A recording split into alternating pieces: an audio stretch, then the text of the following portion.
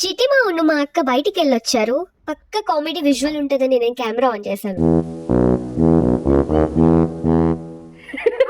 ఏది మమ్మీ ఆగాగా వస్తుంది. ఏంటి మమ్మీ నీ సైజ్ అంత కంటైనర్ తీసుకొచ్చావు, ఇందులో ఏం పెడదామని అని అంటే ఇవన్నీ ఎక్స్ప్లెనేషన్స్ ఇస్తుంది విత్ యాక్షన్స్.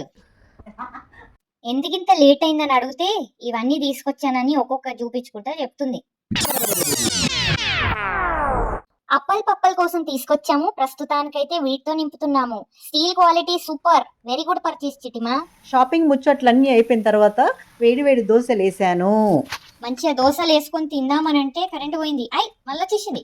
ఈ దోశ చాలా హెల్దీ తెలుసా. దీంట్లో ఏమేమి ఉన్నాయంటే బియ్యం, మినపపప్పు, పెసరపప్పు, మెంతి, జీరా, green chillies, ginger garlic paste, కొంచెం పసుపు అండ్ ఉప్పు. ఈ గ్రీన్ దోశని గ్రీనరీ మధ్యలో కూర్చొని తిందామనేసి బాల్కనీకి వచ్చేసా.